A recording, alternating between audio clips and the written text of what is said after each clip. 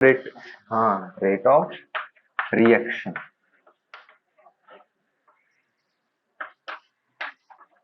Rate of reaction, rate का simple meaning क्या होता है? Speed.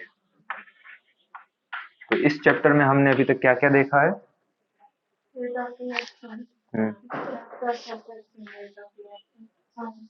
Okay, rate of reaction देखा,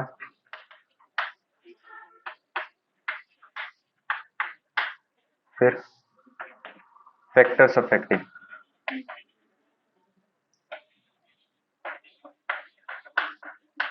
फैक्टर्स अफेक्टिंग रेट एंड, अच्छा उसके पहले कुछ नहीं देखा?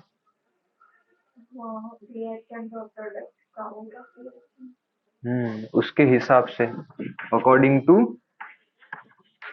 Reactant and product. ठीक है, चलो क्विक रिवीजन कर लेते हैं, यहीं से करना है।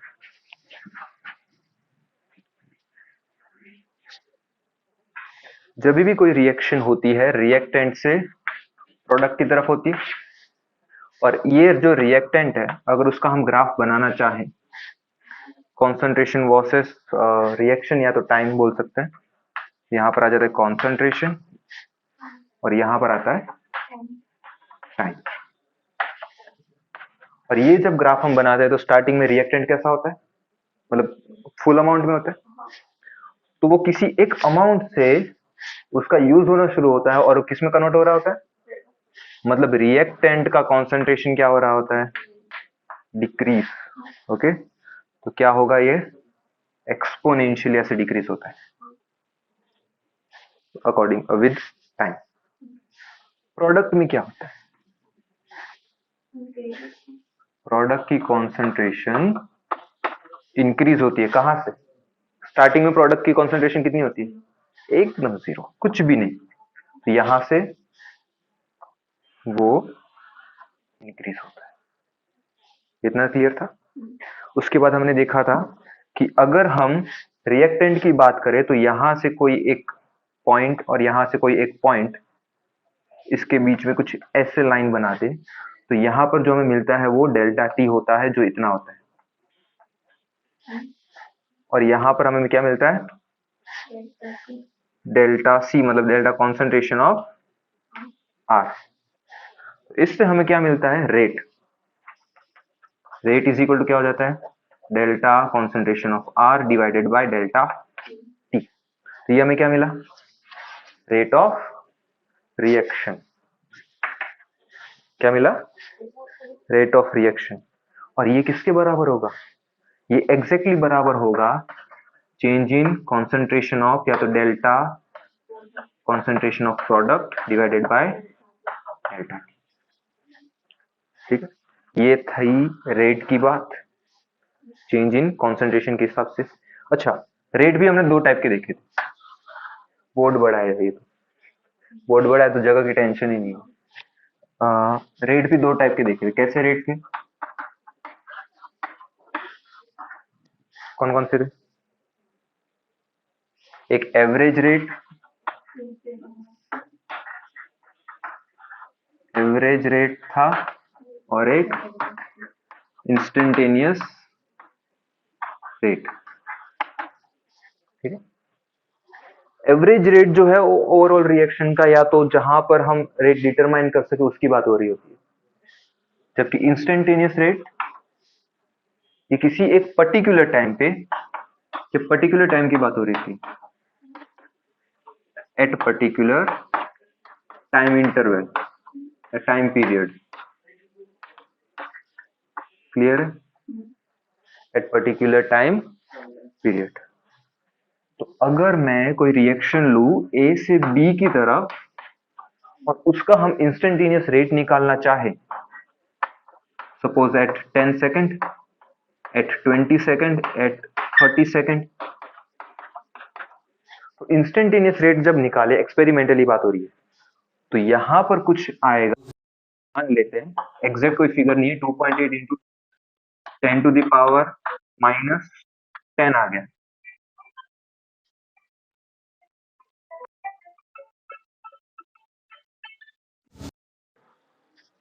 क्या आया 2.8 इंटू 10⁻⁻10। और अगर किसी एक रिएक्शन की बात कर रहे होते तो हम तो ये माना था कि रेट क्या होता है, सबके लिए सेम होता है। लेकिन इंस्टेंटेनियस रेट की बात कर रहे होते तब ऐसा नहीं होता। 10 सेकंड पे अगर इसका रेट इतना है, स्पीड इतनी है इसकी, तो 20 सेकंड पे इसकी स्पीड कुछ और हो सकती है, सब कुछ ये 4.8 भी हो सकता है। ठीक है, कोई कनेक्शन नहीं इसका और इसका। यहां से अगर मैंने चलना शुरू किया तो यहां पर अगर बम्प ज्यादा है तो मैं धीमे चलूंगा, और फिर जब मेन रोड मुझे दिखेगा तो तेज गाड़ी चलाऊंगा। होता है ना, तो ये वही फर्क पड़ रहा है। जब एक पॉइंट आ जाता है तो कभी स्पीड हो रहा होता है, दूसरे एक पॉइंट पे कभी स्लो भी हो जाएगा, 1.6 भी हो सकता है। एक दूसरे से फिलहाल के लिए कोई लेना देना नहीं है, ये एक पर्टिकुलर टाइम की बात हो रही है। इंस्टेंटेनियस रेट और एवरेज रेट में समझ में आ गया ये डिफरेंस था मेन जो। क्लियर है? कुछ पूछना है इसमें, मिटा दूं या लिखना है कुछ? ओके। इसके बाद फैक्टर्स अफेक्टिंग देखा था।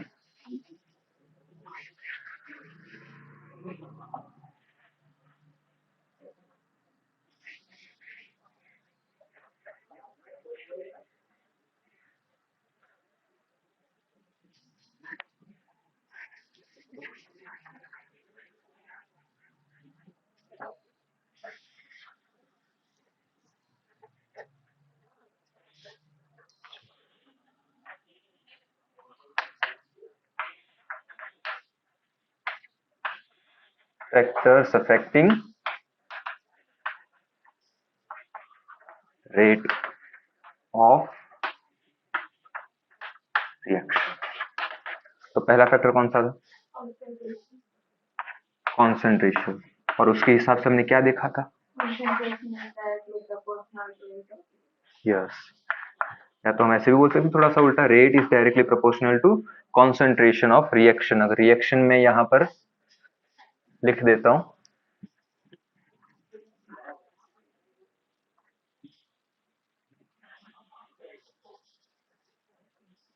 कोई रिएक्शन हो रही है, सपोज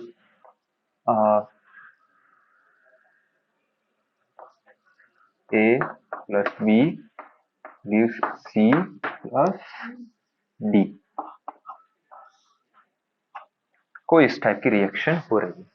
तो इसके हिसाब से अगर हम देखें इसको, तो rate is directly proportional to concentration of A, या तो डायरेक्ट इसमें भी जोड़ देता हूं कॉन्सेंट्रेशन ऑफ बी, दोनों की कॉन्सेंट्रेशन पे डिपेंड करेगा। और इसको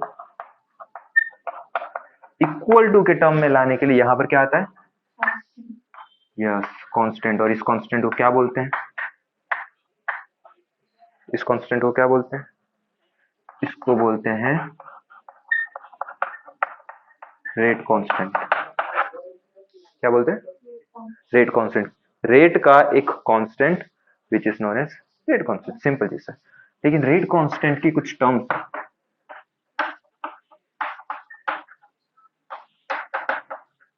जिसे हमें प्रॉपरली समझना है। किसी एक पर्टिकुलर रिएक्शन पे इसका एक पर्टिकुलर रेट कांस्टेंट होगा और वो इंडिपेंडेंट होगा कॉन्सेंट्रेशन के। लिखता चाहता हूं साथ में,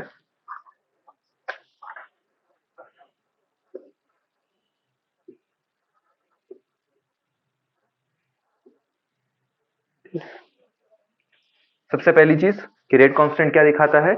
रेट को डिफाइन करता है। रेट कांस्टेंट रेट और इसका भी एक रिलेशन है, ऐसा भी डायरेक्ट लिख लेता हूं शॉर्ट में, क्योंकि ये आएगा तभी तो इसकी वैल्यू प्रॉपरली आएगी, वरना तो ये सिर्फ रिलेशन बता रहा है। डायरेक्टली प्रोपोर्शनल का मतलब क्या होता है? ये एक रिलेशन है इनके बीच का, मतलब कि ये बढ़ेगा तो ये बढ़ेगा, ये कम होगा तो ये भी कम होगा। ठीक है, ये एक टाइप का रिलेशन है, लेकिन ये नहीं बता सकता कि अगर ये डबल होगा तो ये कितना होगा। मैं ऐसा बोल भी सकता हूँ कि ये डबल होगा तो ये डबल होगा, लेकिन हमने यहाँ पर इक्वल टू लगाया ही नहीं। जब तक इक्वल टू न लगाए तब तक हम वैल्यू में जो चेंज आ रहा है वो नहीं बता सकते। ठीक है, इफेक्ट क्या होगा वो बता सकते हैं, बढ़ेगा तो बढ़ेगा, कम होगा तो ये भी कम होगा। यहां पर तो ये कांस्टेंट आ गया, तो उससे हम क्या डिफाइन कर सकते हैं? रेट की कोई एक वैल्यू डिफाइन कर सकते हैं, वैल्यू ला सकते हैं। कॉन्सेंट्रेशन तो ऑलरेडी हमें दिया होता, रेट कांस्टेंट अगर हमें पता हो तो हम रेट की वैल्यू ला सकते हैं। क्या ला सकते हैं? रेट की वैल्यू। और यहां पर क्या मिलेगा हमें? रेट एंड कॉन्सेंट्रेशन का रिलेशन। समझ में आ गया इतना? तो रेट कांस्टेंट की मदद से हमें रेट की वैल्यू मिलेगी। नेक्स्ट, ये जो रेट कांस्टेंट है ये चेंज हो सकता है टेम्परेचर के हिसाब से फॉर अ पर्टिकुलर रिएक्शन। किसी एक रेट कांस्टेंट की बात कर रहे हैं फॉर अ, नहीं उससे पहले एक और बात कर लेते हैं। दो रिएक्शन है, कोई ए से बी की तरफ कोई रिएक्शन हो रही है, सी से डी की तरफ कोई रिएक्शन हो रही है, के से एल की तरफ कोई रिएक्शन हो रही है। ये अलग अलग तीन रिएक्शन, ठीक। कॉन्सेंट्रेशन सबकी सेम रखते हैं, स्पीसीज अलग अलग है। ये कोई अल्कोहल हुआ तो ये एल्डिहाइड हो सकता है, ये एल्डिहाइड हुआ तो ये कुछ और एसिड हो सकता है, कुछ भी हो सकता है, इससे हमें मतलब नहीं है, लेकिन अलग अलग है। तो इसमें जो इनका रेट कांस्टेंट मिलेगा वो सबका अलग अलग होगा, किसी का रेट कांस्टेंट सेम नहीं होगा। इसका जो रेट कांस्टेंट आया 2.8 आया, तो इसका कुछ और ही हो सकता है, 3.6 हो गया, इसका 4.9 हो गया। समझ में? For different reaction rate constants are different. For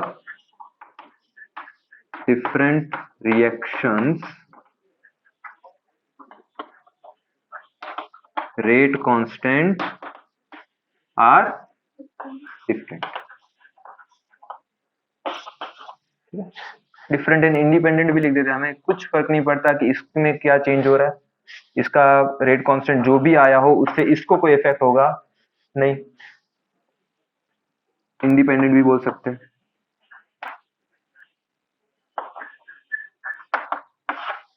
clear है ये चीज? नंबर 3, टेम्परेचर के टर्म में रेट कांस्टेंट की अगर बात करें टेम्परेचर के साथ, तो जब मैं टेम्परेचर इंक्रीज करूंगा, मैं टेम्परेचर दे रहा हूं इसको, इस रिएक्शन को टेम्परेचर दे रहा हूं, यहां पर लिख देता हूं। और अगर टेम्परेचर इंक्रीज करूं तो रेट कांस्टेंट क्या होगा? अच्छा ये मान लेते, पहले इसको देखते हैं रिएक्शन। ये रिएक्शन हो रही थी पहले नॉर्मल टेम्परेचर पे, अगर मैंने टेम्परेचर बढ़ा दिया तो रिएक्शन स्पीड होगी या स्लो हो जाएगी? स्पीड में होगी। मतलब क्या होगा? इसकी स्पीड बढ़ गई तो स्पीड बढ़ गई तो रेट बढ़ जाएगा, तो ये तो सेम है, ये बढ़ गया तो फिर बड़ा कौन? के बड़ा। मतलब टेम्परेचर इंक्रीज करूं तो रेट इंक्रीज होगा और रेट कांस्टेंट भी इंक्रीज होगा फॉर अ पर्टिकुलर रिएक्शन। किसी एक पर्टिकुलर रिएक्शन की बात हो रही है।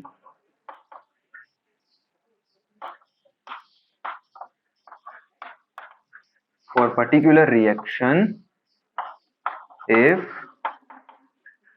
temperature is increased then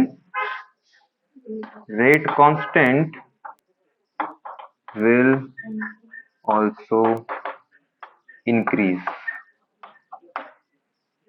और उसका मतलब क्या होता है? उसका मतलब मैं यहां पर लिख देता हूं, that means speed of reaction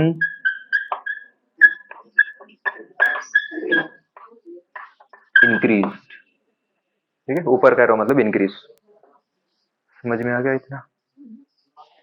कुछ डाउट? चलो अभी लिख ले। एक और पॉइंट आएगा कि इस रेट कांस्टेंट, ये जो रेट कांस्टेंट वो इंडिपेंडेंट है कॉन्सेंट्रेशन। कॉन्सेंट्रेशन में चेंज करेंगे तो रेट कांस्टेंट में चेंज नहीं होगा। के इज इंडिपेंडेंट ऑफ कॉन्सेंट्रेशन। चलो लिख लो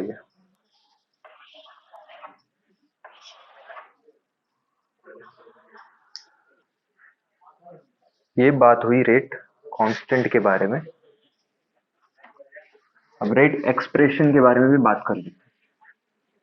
थोड़ा थोड़ा इंट्रोडक्शन तो वैसे भी रेट एक्सप्रेशन का हो चुका है।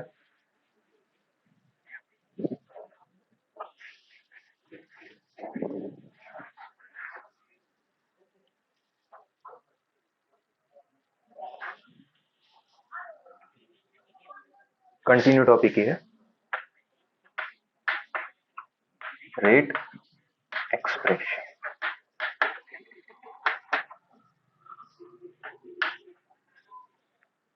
कोई रिएक्शन है,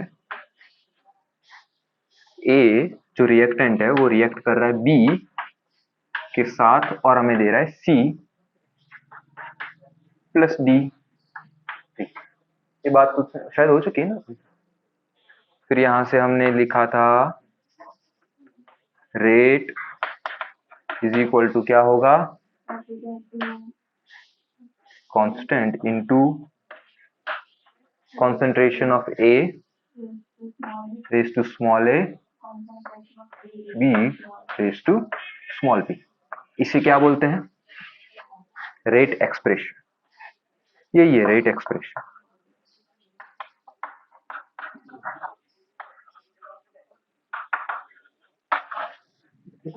मतलब रेट को एक्सप्रेस करने का तरीका रेट एक्सप्रेशन।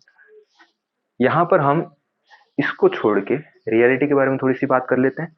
ये जो रेट एक्सप्रेशन है, ये जो आएगा वो एक्सपेरिमेंटली हम डिफाइन कर सकते हैं। Is determined by experimentally. जब एक्सपेरिमेंट करेंगे तभी हमें पता चलेगा कि ये जो हमने लिखा है वो सही है या नहीं। ठीक है, ये हमें तभी पता चलेगा जब हम एक्सपेरिमेंटली इसको देखेंगे। कुछ एग्जांपल्स देखते हैं।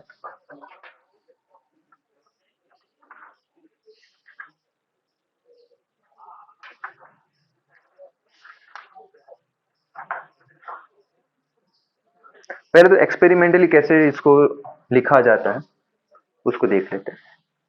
तो एक रिएक्शन ले लेते हैं, जैसे ये कर लेते हैं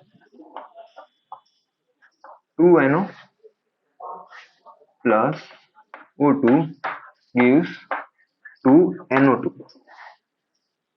इसका डेटा टेक्स्ट बुक में ऑलरेडी गिवन है, लेकिन हम लिख लेते हैं यहाँ पर। दो डेटा ही लिखते हैं,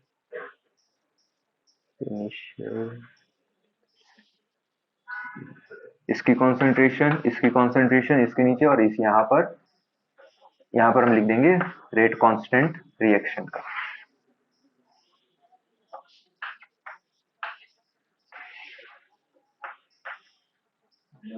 नंबर 1 0.30 इसकी कॉन्सेंट्रेशन रखिए NO की, और इसकी 0.30।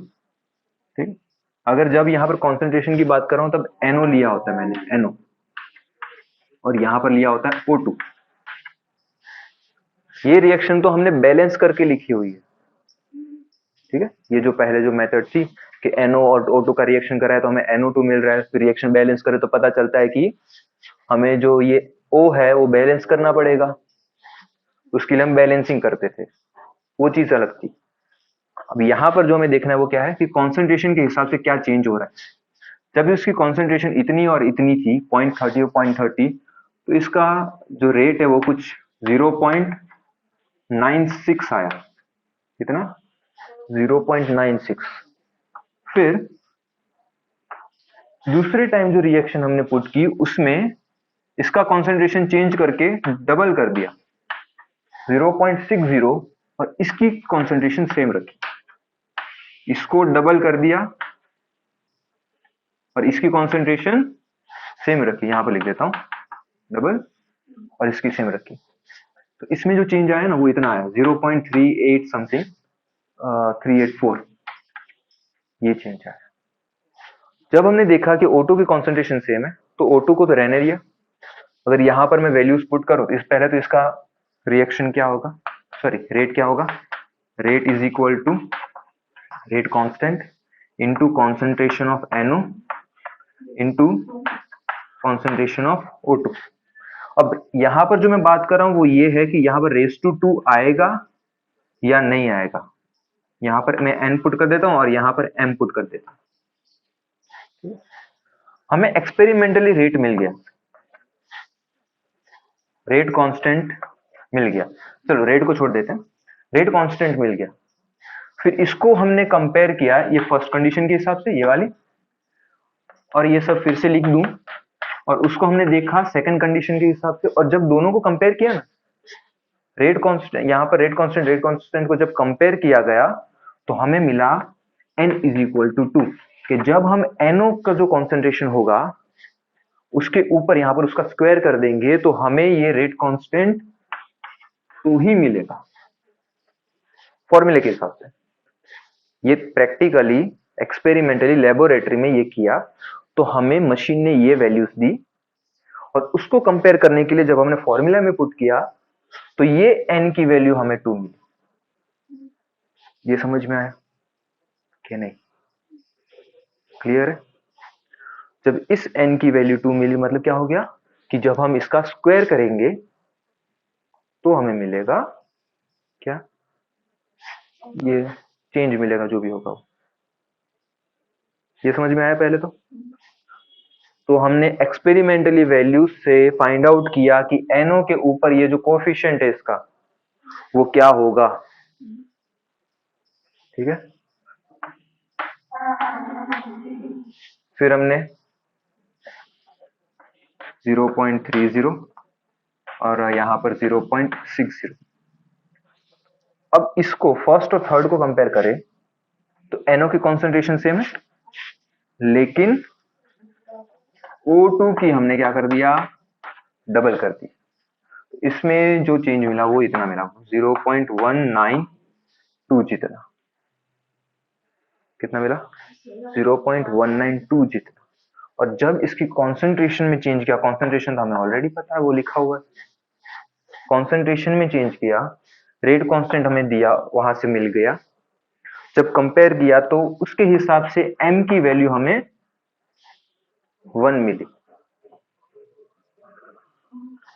और इनको ही यहां पर पुट किया जाता है। हम रिएक्शन देख के बोल तो देते हैं कि यहां पर A लिखा है कॉन्सेंट्रेशन, उसके आगे अगर A लिखा हो तो उसको पावर में लगा दो, यहाँ पर स्मॉल b है उसको पावर में लगा दो, लेकिन ये जो सारा डिफाइन किया जाता है वो मतलब जो एक्सपेरिमेंटली डेटा होते हैं उसके हिसाब से ये सही पड़ता है, रिएक्शन के हिसाब से नहीं। क्योंकि मोस्ट ऑफ रिएक्शन जो होगी, मतलब मोस्ट ऑफ तो नहीं, कुछ रिएक्शन ऐसी होती है जो एक प्रोडक्ट से, सॉरी, एक रिएक्टेंट से एक प्रोडक्ट में कन्वर्ट हो जाएगी, ठीक, लेकिन कुछ रिएक्शन ऐसी भी होती है जो एक प्रोडक्ट से पहले कुछ इसमें कन्वर्ट होगी और फिर जाके कुछ हमें ऐसा कुछ दे देगी। समझ में आया? ये होता है इंटर, ये बीच में आता है, ये प्रोडक्ट नहीं है, ठीक है, ये क्या है, ये प्रोडक्ट नहीं है, प्रोडक्ट तो ये है। जब भी इसका रिएक्शन होता है एक पर्टिकुलर कंडीशन के पे तो प्रोडक्ट तो हमें यही मिलती है, इसीलिए हम इसको तो ऐसे ही डिफाइन करेंगे, डी गिव्स जी।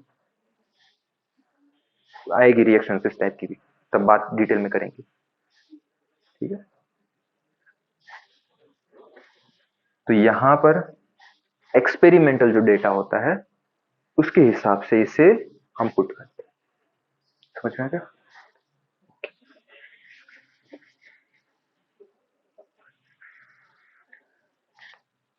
फिर नेक्स्ट कंडीशन जिसमें इसको 0.60 और इसको 0.60 दोनों को फिर से सेम कर दिया,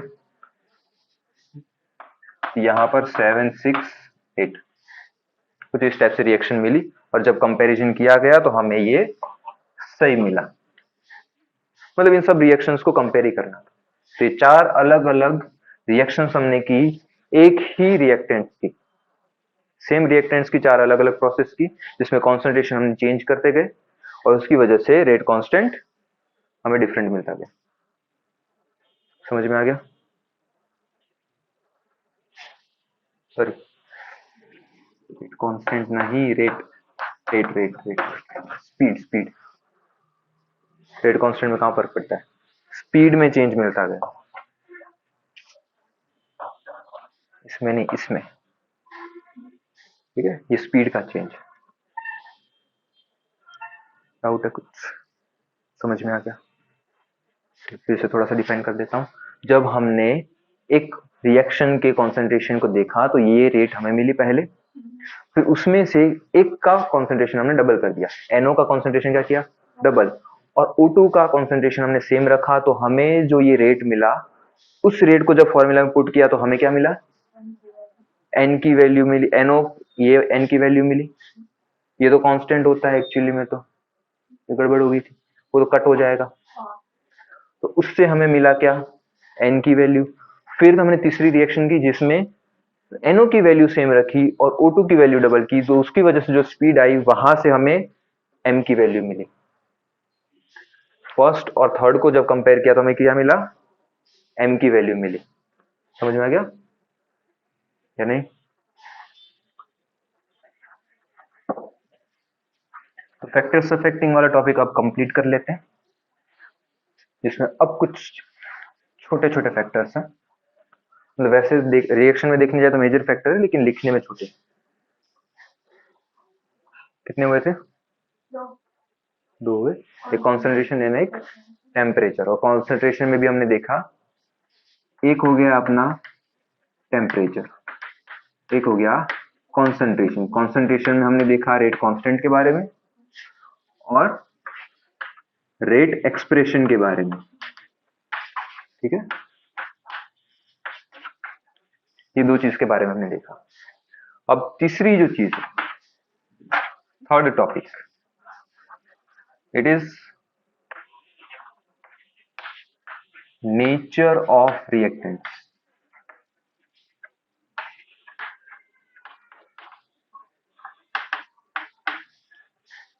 हम क्या देख रहे हैं फिलहाल, तो रेट कैसे चेंज होगा, मतलब कौन कौन से फैक्टर्स के हिसाब से चेंज होता जाएगा किसी भी रिएक्शन का। अगर मैं यहां पर एक एसिड लूं और यहां पर एक बेस लूं उसके साथ, तो रिएक्शन कैसा होगा, होगा या नहीं होगा? हाँ, सॉल्ट प्लस वाटर जैसा कुछ, मतलब रिएक्शन तो होगा, फिजिबल है।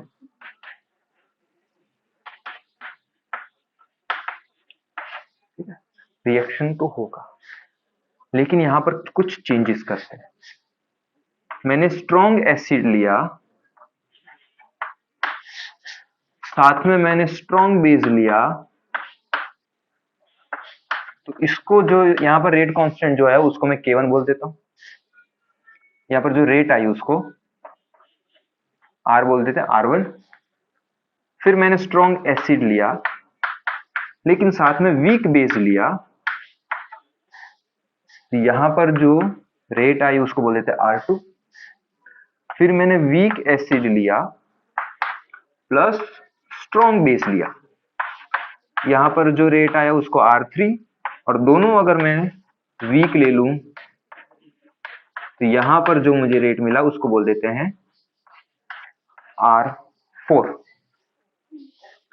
ये जो चारों के चार R हैं सेम होंगे, एसिड अलग अलग है। स्ट्रॉन्ग एसिड मतलब यहां पर मैं HCl भी ले सकता हूं, H2SO4 भी ले सकता हूं, HCl,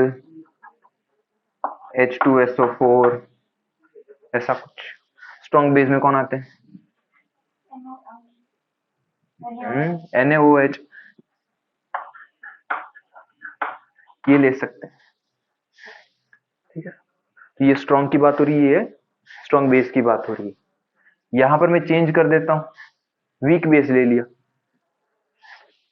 चलो, तो रिएक्शन में क्या होगा, ये जिस तरह से रिएक्शन होगी उसका अगर R1 बोले और मुझे कंपेयर करना है R1 है R2 को,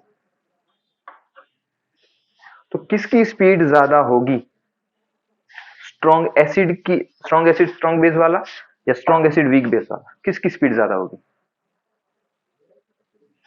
ये जो रिएक्शन चल रहा है, तो R1 की वैल्यू ज्यादा होगी R2 से, ऐसा।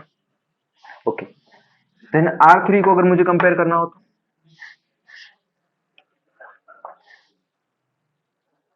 इसमें हम कुछ कह नहीं सकते।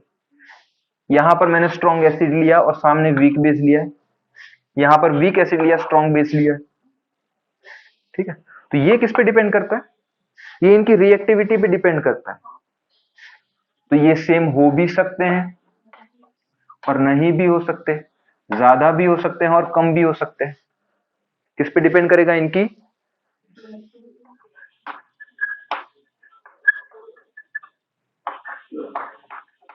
कितने रिएक्टिव हैं उस पे डिपेंड करेगा इनकी रेट। और अगर R4 बोले तो R4 को बाकी सबसे कंपेयर करना हो तो सबसे कम, सबसे कम। ये क्यों ज्यादा हुआ, क्योंकि ये स्ट्रॉन्ग एसिड है, मतलब ये तैयार बैठा है H+ देने के लिए।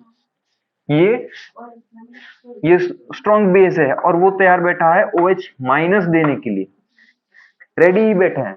जैसे ही कांटेक्ट में आए, इन दोनों ने बॉन्ड बना लिया और यहाँ पर एक सॉल्ट बनेगा और एक वाटर बन जाएगा। ठीक है, यहां पर एक रेडी बैठा है लेकिन एक शांत। हाँ, आराम से धीरे धीरे बाद में करेंगे, इतनी क्या जल्दी है। ठीक है, साफ सफाई करनी है तो बाद में करेंगे आराम से, दिवाली को अभी 2 घंटे बाकी।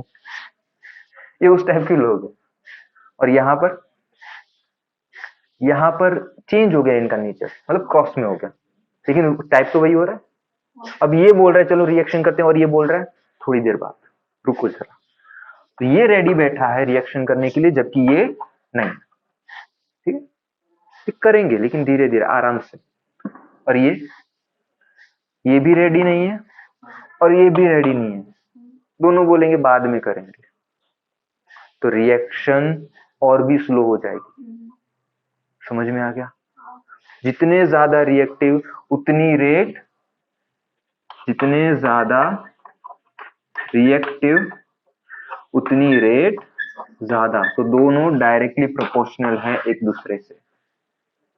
रिएक्टिविटी बढ़ी तो रेट बढ़ जाएगी, और अगर टेम्परेचर इंक्रीज करते हैं तो रिएक्टिविटी में क्या चेंज आता है, रिएक्टिविटी बढ़ती है कम होती है, रिएक्टिविटी बढ़ जाती है। तो temperature is also directly proportional to reactivity, तो reactive is directly proportional to rate. समझ में आ गया। अगर रिएक्शन में और क्या क्या आता है जो रिएक्शन पे फर्क ला सकते हैं?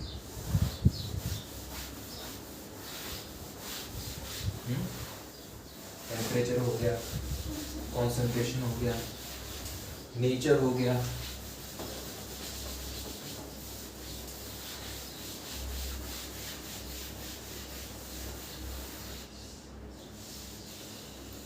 क्या हो सकता है?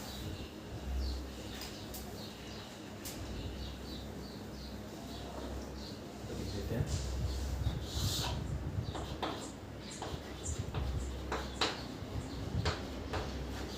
नेचर ऑफ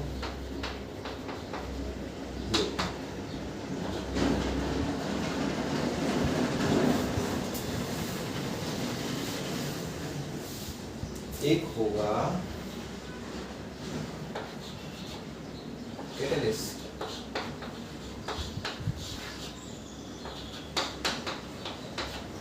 क्या होगा कैटलिस्ट। अगर कोई रिएक्शन हम कर रहे हैं, R2E रिएक्शन हो रही है और उसको टाइम लगा 100 सेकेंड, कितना टाइम लगा 100 सेकेंड, और उसी रिएक्शन पे अगर मैं कोई कैटलिस्ट यूज कर दूं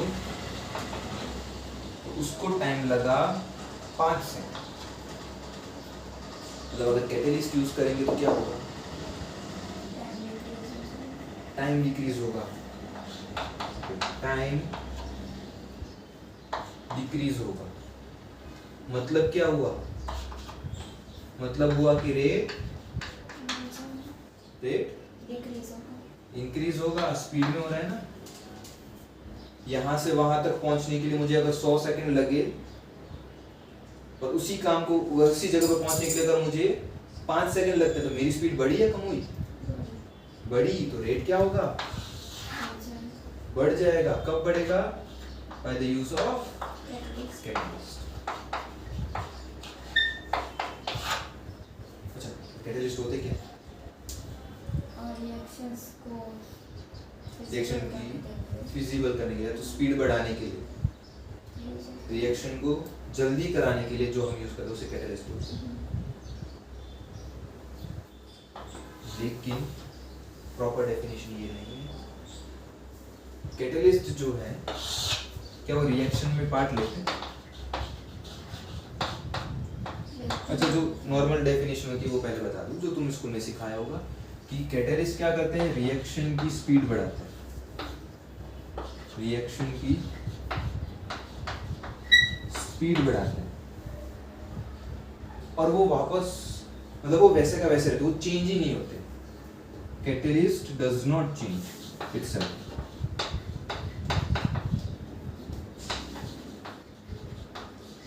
क्या डज नॉट चेंज? अगर मैंने सपोज NaOH एज कैटलिस्ट लिया, ले सकते हैं NaOH को भी कैटलिस्ट ले सकते हैं। NaOH अगर मैंने कैटलिस्ट लिया तो इसकी वजह से रिएक्शन की स्पीड भी बढ़ी, और आखिर में रिएक्शन मतलब इसकी ये जो था कॉन्सेंट्रेशन एग्जैक्ट वही का वही हमें मिला, तो हम इसका यूज ही क्यों कर रहे हैं? अगर ये रिएक्शन में कोई चेंज ही नहीं लाता, does not change reaction, does not change in reaction, ऐसा भी बोलते होंगे कि रिएक्शन में ये कोई चेंज ही नहीं लाता। कैटलिस्ट रिएक्शन की स्पीड बढ़ा देता है, लेकिन कैटलिस्ट रिएक्शन में चेंज ही नहीं लाता, तो रिएक्शन में चेंज लाए बिना स्पीड कैसे बढ़ाता है? बोलो। रिएक्शन की स्पीड बढ़ाता है, लेकिन रिएक्शन में पार्ट नहीं लेता। मतलब एक केस ऐसा हो रहा है कि टीचर पढ़ा नहीं रहा है, लेकिन फिर भी स्टूडेंट को आ रहा है।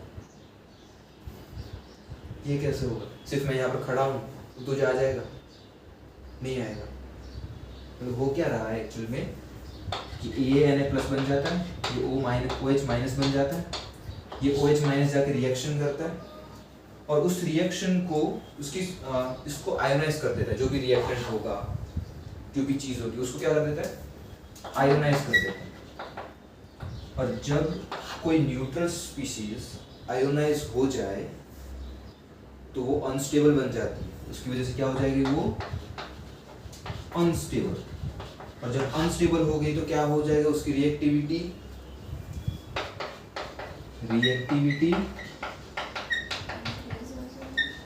इंक्रीज हो जाएगी, और रिएक्टिविटी इंक्रीज होगी तो स्पीड इंक्रीज हो जाएगी। तो ये NaOH का क्या होगा फिर?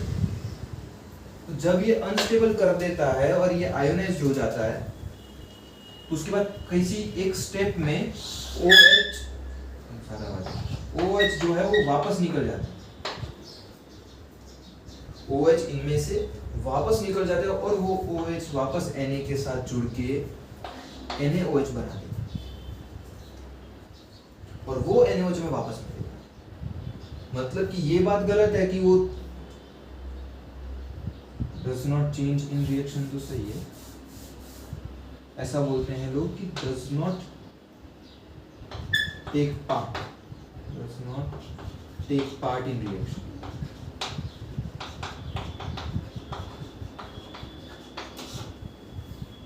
अगर रिएक्शन में वो पार्ट ही नहीं दे रहा, ऐसा बोलते हैं।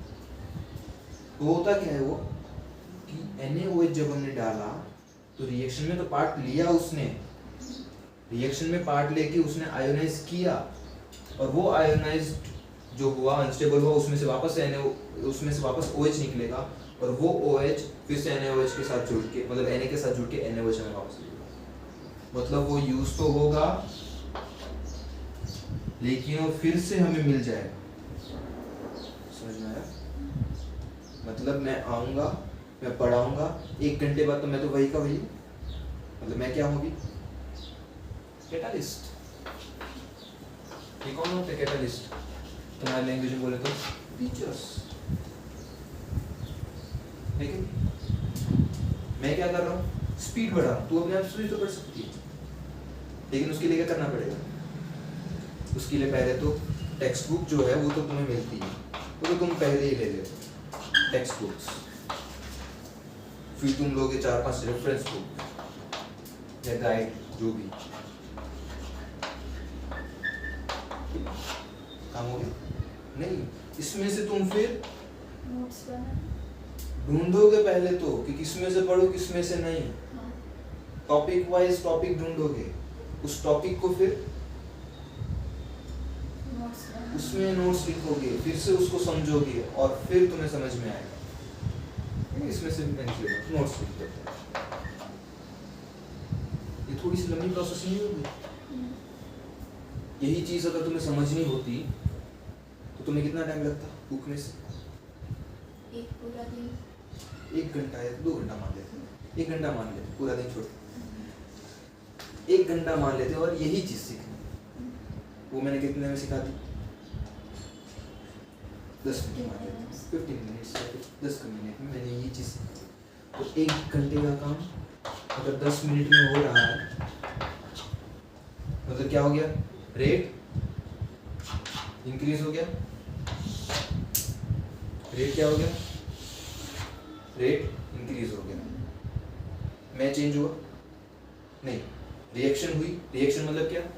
समझ में आया, मतलब क्या हुआ? मैंने काम किया कैटलिस्ट का।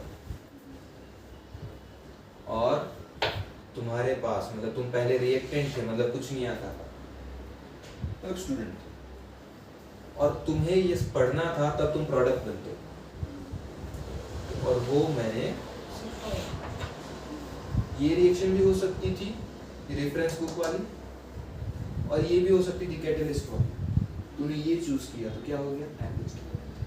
सिंपल, बस यही कैटलिस्ट है। मतलब कैटलिस्ट रिएक्शन में पार्ट तो लेगा, रिएक्शन में खुद एंटर भी होंगे, और क्या हो जाएगा? उनकी रिएक्टिविटी बढ़ जाएगी और समझ में, मतलब रिएक्शन स्पीड में होगी। क्लियर? कैटलिस्ट समझ में आ गया? तो कैटलिस्ट की ये जो पुरानी डेफिनेशन थी कि रिएक्शन की स्पीड बढ़ाता है और रिएक्शन में पार्ट नहीं लेता, ये गलत है। होता क्या है? रिएक्शन की स्पीड तो बढ़ाता है, लेकिन वो हमें वापस उसी फॉर्म में एट द लास्ट मिल जाता है। लास्ट में वो वापस हमें उसी फॉर्म में मिल जाए, NaOH का NaOH, उसे बोलते हैं कैटलिस्ट। क्लियर? कैटलिस्ट की बात हमने पहले भी कर रखी है, याद हो तो। जैसे ये कोई हो गया, 2 मॉलिक्यूल हो गए, सरफेस पे चिपके हुए थे बॉन्ड से, इनके बीच में कोवेलेंट बॉन्ड सरफेस पे चिपके हुए थे। ये क्या है? प्लेटिनम। ये जो कार्डबोर्ड है वो प्लेटिनम है। यहाँ पर आ गए और फिर यहाँ से क्या हो गया? ये दूर जाने लगे एक दूसरे से, है ना? जैसा कुछ रिएक्शन मिलेगा इलेक्ट्रोकेमिस्ट्री में, तब बात की थी। तो क्या होता है फिर उसके बाद? कोई अगर इनको रिएक्टेंट्स दूसरा मिलेगा तो उनके साथ चिपक के ये उड़ जाएंगे। समझ में आ गया? तो इसमें यहाँ पर प्लेटिनम ने क्या किया? कैटलिस्ट का काम किया। ये खुद चेंज हुआ, ये तो वही का वही है। इसकी सरफेस जो थी वैसी की वैसी है, इसकी सरफेस पे रिएक्शन।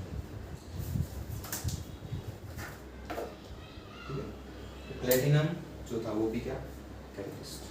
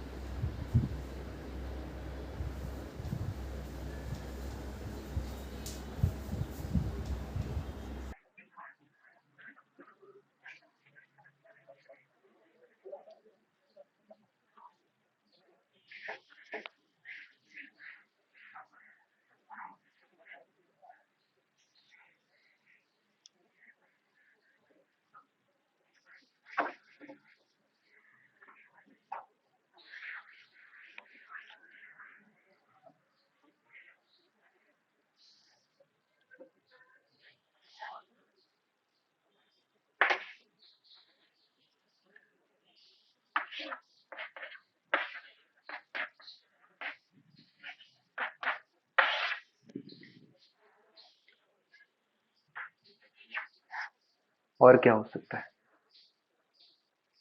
कुछ अगर सॉलिड कैटेलिस्ट हम ले, सॉरी सॉलिड रिएक्टेंट्स ले, तो उसकी सरफेस एरिया पे फर्क पड़ता है। सरफेस एरिया की वजह से भी फर्क पड़ता है। चलो ये अच्छा हुआ टूट गए सिर्फ। इसको ही रखते हैं। अगर इसे मुझे गीला करना हो, क्या करना हो? पानी में भिगोना हो, मतलब इसके अंदर वाटर मॉलिक्यूल्स डालते हैं। तो क्या कर रहा हूं मैं? इसका वाटर के साथ रिएक्शन, वैसे फिजिकल रिएक्शन होगा इसका, सॉरी मतलब फिजिकल चेंज होगा, ज्यादा कुछ नहीं। अगर ये इसी फॉर्म में अगर डालू तो कहां कहां पर वाटर टच होगा? ये जहां पर हमें दिख रहा है, ठीक है। लेकिन अगर ये टूट जाए,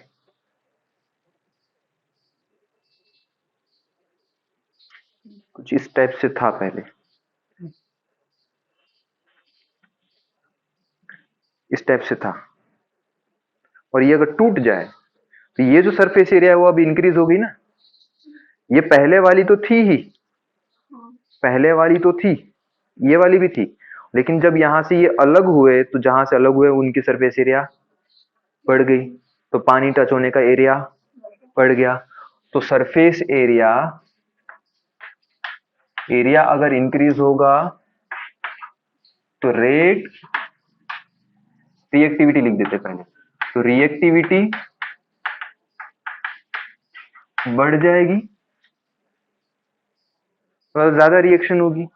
पहले जितने मॉलिक्यूल वाटर के थे वो जितना अटैक कर रहे थे और जितना रिएक्शन हो रहा था, अब उससे ज्यादा रिएक्शन होगा, क्योंकि यहाँ के मॉलिक्यूल्स भी अब सरफेस पे आ गए हैं और इसके साथ भी वाटर अब अटैक डायरेक्टली कर सकता है। समझ में आया ये? तो एरिया अगर बढ़ा, सरफेस एरिया, तो रिएक्टिविटी बढ़ेगी। क्लियर? सपोज ये मैगी का बड़ा सा टुकड़ा है, पहले जो ये पानी था, मॉलिक्यूल था पानी का, और जो उसके साथ वो क्या है, वो मसाला जो उसका आता है, उसके जो मॉलिक्यूल्स थे वो इतने पे ही अटैक कर पा रहे थे।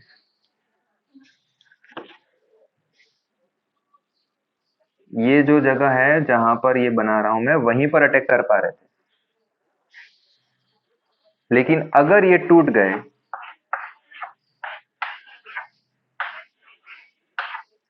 ठीक है, अगर ये टूट गए, उतना ही का उतना ही, अगर ये टूट गए तो पहले कहां अटैक हो रहा था?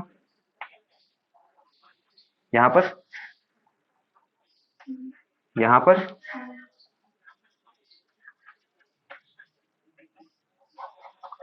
सही, इतने पे अटैक हो रहा था पहले।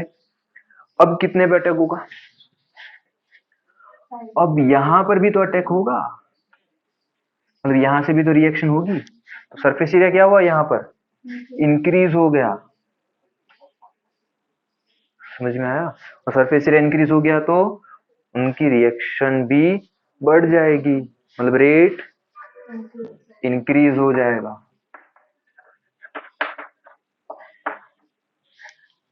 क्लियर? तो सरफेस एरिया बढ़ी, रिएक्टिविटी बढ़ी, तो रेट इंक्रीज हो जाएगा। समझ में आ गया? इसी डायग्राम को रहने देते, मैगी मसाला और ये सब अलग कर देते। इसको मैं पीटी बोल देता हूँ, प्लेटिनम इलेक्ट्रोड, मतलब प्लेटिनम का वो वायर है जिसको मैंने एक सॉल्यूशन में डाला और उस पर रिएक्शन होना था कि जिससे H और H और यहां से Cl ऑक्सीजन ले लेते, O एंड O इस पे टच होके दोनों अलग होके वाटर बनाने वाले थे, यहां से भी एक H और, तो ये जो सरफेस एरिया है उस पे जितने टच हो सकते हैं ऑक्सीजन एंड हाइड्रोजन, यहाँ पर तो उससे ज्यादा हो सकते हैं। अब यहाँ पर भी टच हो सकते हैं H2O2, यहाँ पर भी H2O2 टच हो सकते हैं एक्स्ट्रा के। H2O2 पहले तो जो टच हो रहे थे वो तो हो ही रहे थे, तो जहां पर इतने टच हो सकते हैं उसके बाद इनके बॉन्ड टूटेंगे, उतने इसमें से, इस यहां से भी बॉन्ड टूटेंगे, मैं इनकी बात कर रहा हूं, और ये मिला के क्या बना देंगे फिर? H2O, ठीक है, वो भी 2 मोल। तो पहले जितना H2O बन रहा था अब उससे ज्यादा बन रहा है, क्योंकि सरफेस एरिया बढ़ी तो क्या होगा, उसकी सरफेस एरिया पे उनके अलग होने के चांसेस बढ़ जाएंगे। ठीक है, ये यहाँ पर दोनों जैसे ये H और ये H थे पहले जुड़े हुए थे, सरफेस पे आते क्या करते हैं, यहाँ से इलेक्ट्रॉन्स को डोनेट करके फिर ये अलग होने लगते हैं, सरफेस पे घूमने लगते हैं, और सरफेस पे घूमने घूमते घूमते क्या मिलेगा उनको, ऑक्सीजन भाई साहब मिलेंगे। वो ऑक्सीजन भाई साहब भी खुद इसी टाइप से कुछ करके आ रहे होते हैं, दोनों ऑक्सीजन अलग होके एक एक ऑक्सीजन घूम रहे होते हैं। तो जैसे ही उनको ऑक्सीजन और हाइड्रोजन मिल जाएंगे, एक ऑक्सीजन को दो हाइड्रोजन मिल जाएंगे, तो वो क्या करेंगे, H2O फॉर्म कर देंगे और फिर ये सरफेस से अलग हो सकते हैं। जब तक ये चार्ज थे तब तक सरफेस पे अटैच रह सकते हैं, लेकिन जब चार्ज खत्म हो गया, H2O बन गए, तो वो सरफेस से अलग होके फिर ये बाहर निकल गए। समझ में आया? तो जितनी ज्यादा सरफेस उतना इनका अलग होने की पॉसिबिलिटी ज्यादा, तो उतना ही रेट ज्यादा। तो अगर मुझे इस टाइप का कुछ रिएक्शन कराना हो तो उसमें मैं एक वायर नहीं डालूंगा, मैं वायर का पाउडर बना के डाल दूंगा।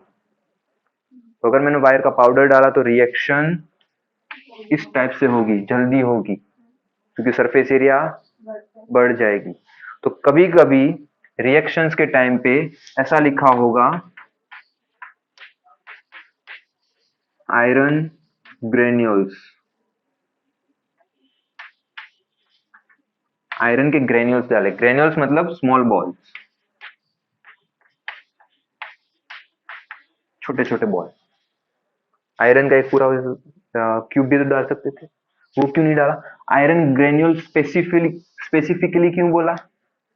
क्योंकि ये जो कैटलिस्ट यूज हुआ उसकी सरफेस एरिया ज्यादा है, ठीक है, और एक स्टैंडर्ड के तरीके से भी देखा जा सकता है कि हमने ब्लॉक नहीं डाला है कैटलिस्ट में। अगर ब्लॉक डाला होता तो इसकी रिएक्शन स्लो हो जाती इसके मुकाबले, तो हमने ग्रेन्यूल्स ही डाला है और उसी हिसाब से आपको आगे देखना है। समझ में आया? तो आगे जाके जब हम ऑर्गेनिक की रिएक्शंस देखेंगे तो उसमें ग्रेन्यूल वर्ड यूज होगा, nickel granule, iron granule as a catalyst use किए गए हैं। क्यों? क्योंकि इसे स्टैंडर्ड लिया गया और ऊपर से उनके ग्रेन्यूल्स की वजह से रिएक्टिविटी ज्यादा होती है। क्लियर? चलो लिख लो इसे अभी।